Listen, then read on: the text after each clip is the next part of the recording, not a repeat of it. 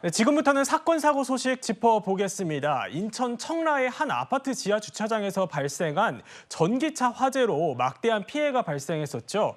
그런데요, 이 당시 관리소 근무자가 이 스프링클러와 연결된 밸브를 잠근 것으로 파악이 됐습니다. 이종호 평론가 어떤 소식이죠? 네, 실내에서 화재가 일어났을 때 스프링클러 작동 여부는 굉장히 중요합니다. 물론 초기에 스프링클러가 완전히 진압할 수는 없습니다. 예. 하지만 불길이 확산되는 것은 어느 정도는 지연시킬 수가 있고요. 네. 주변 온도 상승을 억제할 수가 있거든요. 그런데 이 청라 아파트에서 지금 관리소 직원이 근무자가 화재 신호를 받았습니다. 그런데 6시 9분에 받았는데 그것을 잠근 거예요. 그러니까 열리지 못하도록 예. 밸브를 억제했습니다. 6시 9분에 억제하고 6시 14분에 다시 연결을 시켰지만 이미 이 배선이 모두 다 불이 타서 이 신호가 작동시킬 수 없는, 그러니까 신호를 받아들일 수 없는 지경에 이르는 겁니다. 이 관리소 직원은 나중에 이렇게 얘기를 합니다. 워낙에 오작동이 일어나면 주민들이 민원이 폭주한다. 예. 그러니까 화재가 일어나지 않는데도 불구하고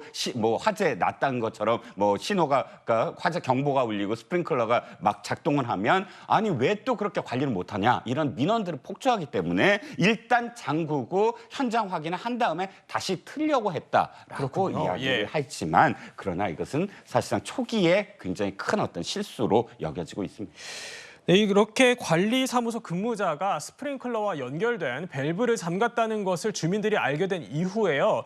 주민들은 분통을 터뜨리고 있습니다. 목소리 들어보시죠.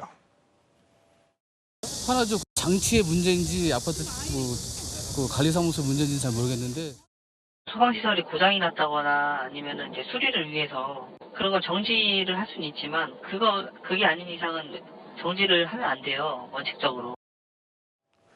네, 원칙적으로는 스프링클러와 연결된 밸브를 정지할 수 없다. 이런 소방 관계자의 발언도 듣고 왔는데요.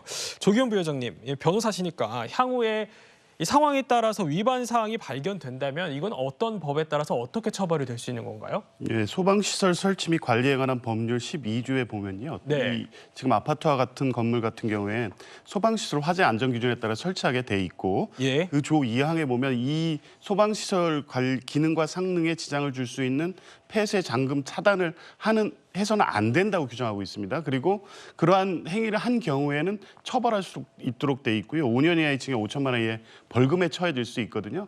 다만 이제 단서 조항으로 정비나 점검을 위한 경우에는 처벌받지 않게 되는데 예. 지금 나오고 있는 사례를 보면 이게 평소 오작동 신고가 많았기 때문에 차단했다는 것이거든요. 그러니까 고의도적으로 차단했다는 건 분명한데 이걸 오판한 것인데 네. 과연 이제 이 법률 조항을 그대로 적용할 경우에는 처벌 대상이 될 가능성도 없지 않아 보입니다. 그렇군요. 인천의 이 아파트 지하 주차장 화재 사고는요. 주차돼 있던 벤츠 전기차에 불이 나면서 시작이 됐습니다. 그런데요. 바로 이 아파트에 벤츠 차량을 할인해준다 이런 홍보물이 붙어서 또 논란이 일고 있습니다. 김수희 평론가님 어떤 소식이죠? 네, 이번 화재를 통해서 피해를 보신 주민들에게 예. 벤츠에서 지원을 해주겠다 이런 전단이 이 아파트에서 발견이 됐습니다. 전단이군요. 예. 그렇습니다. SNS를 통해서 주민들도 공유를 하면서 좀 더 화가 많이 나셨다라고 알려져 있는데요. 그러니까 전손 차량 지원이라고 해서 이제 가격보다 수리비가 더 비싼 그렇게 해서 다 처리를 할 수밖에 없는 그런 피해자들 상대로 해서 뭐 구입을 할 때에 추가 할인을 적용을 해준다거나 네. 또 전손 차량 처분과 취득세 7% 환급 절차 이런 것들을 안내해 준다거나 또 출고 시 차량용 소화기를 증정한다거나 이런 내용들을 담아서 프로모션 전단이 돌아다녔습니다. 사실 이것은 현재 화재 처리를 또 해야 되는 상황이고 네. 또 처음에 화재 당사자의 차가 이게 벤츠에 차있기 때문에 이런 것들이 더 주민들을 좀 자극시키는 그런 문제가 돼서 이렇게 물의를 빚게 됐고요. 다만 이제 벤츠 코리아 측에서는 회사 차원에서 진행한 것은 아니고 다른 지역에 있던 영업사원이 이것을 진행한 것이다라고 그렇게 해명을 하고 여기에 대해서 다 수거 조치를 예. 했고 그리고 해당 딜러 같은 경우는 퇴사를 한 것으로 그렇게 전해지고 있습니다. 그렇군요. 이 벤츠코리아가 어제 자사의 전기차 화재로 피해를 본 주민들에게요 45억 원을 기부하겠다 이런 뜻을 밝힌 것으로 전해지고 있습니다. 아직 정확한 사고 원인은 규명되진 않았지만요. 허 변호사님, 이게 주민들의 안타까운 상황을 고려한 인도적 차원의 지원이다 이런 점을 또 강조를 했어요. 그렇습니다. 이게 일종의 고통 분담 차원에서의 지원이라는 점을 강조하는 이유는 아무래도 이게 지금 화재 원인이 차량에 전소되고 뼈대만 남은 상태인데다가 관련해서 CCTV라든가 이런 것들이 많이 소실된 부분이 있기 때문에 예. 사고 원인이 규명되기가 어려운 상황이고 아직 원인이 규명되지 않았는데 이런 자금을 출연한다는 것이 벤츠코리아가 마치 자사의 책임이 있다는 걸 선제적으로 인정하는 그런 상황이 될까 봐 상당히 좀 경계를 하면서 네. 인도적 차원이다라고 얘기를 한 것 같습니다. 그도 그럴 것이 이게 지금 피해 상황이 너무나 큰 상황이기 때문에 뭐 단순히 차량에 대한 전소의 배상뿐만 아니라 이 이재민들이 발생했잖아요. 예. 이 이재민들의 청소 비용이라든가 위자료라든가 뭐 이런 기타 비용까지 모두 포함한다고 하면 손해배상액이 정말 눈덩이처럼 커질 수 있는 상황입니다. 거기다가 지금 정확한 화재의 원인이 배터리인지 제조사의 어떤 문제인지 그리고 예. 차량 소유주의 보관이나 관리 업무의 의무에 주의 의무를 다하지 못해서 발생한 상황인지 아직까지 나오지 않은 상황에서 특히 만약에 배터리 회사의 책임이라고 하면 벤츠코리아와 배터리 제조사 간의 분쟁도 발생할 여지가 있습니다. 예.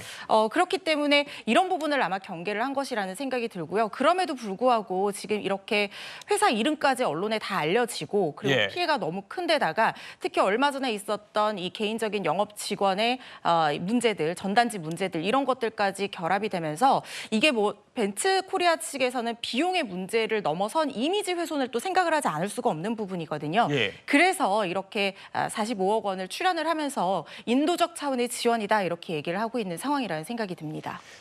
네, 전기차에 대한 불안감이 다시 커지면서요. 아파트 내 주민들의 갈등도 불거지고 있습니다. 입주민들의 다양한 목소리 준비했는데요. 한번 들어보시죠. 말할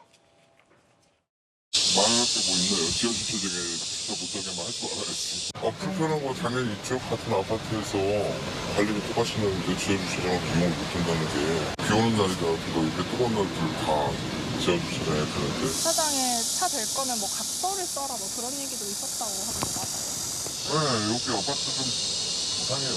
자기네가 모든 책임지겠다고 각서 쓰고 지하주차장에 세울 거면 세우라고 늘어나니까 전기차 타실 때는 이런 상황 예상하셨어요? 전혀 못했죠. 그리고 배터리가 그냥 물로 진압이 안 된다고 하더라고요. 그래서 여전 너무 불안해요. 그러니까 여기 다 같이 사는 아파트다 보니까 그 지하에가 파급효과가 너무 크니까 지금 저기서 먼저 불안해요. 세우면 불안이니까 무섭지. 이런 지사에서는 불이 나면 바로 저기 할 수가 있는데 지하는 불안해. 네, 들어보면요. 전기차의 이제 지하 주차장 진입 자체를 아예 금지하자 이런 목소리도 나오고 있는 등 주민들의 갈등 양상이 점점 다양해지고 있는 상황입니다. 이종우 평론가님, 네네. 그만큼 주민들의 마음이 불안한 거다 이런 입장 같은데요. 네, 그렇습니다. 전기차 공포증 말씀하셨지만 그야말로 네. 전기차 포비아 뭐 이런 현상이 굉장히 확산되고 있습니다. 그렇군요. 예. 공포라는 건 어디서 오죠? 정보가 뚜렷하지 않을 때, 그러니까 예의치 못하는 어떤 상황들이 계속 겹칠 때 공포가 올 수밖에 없거든요.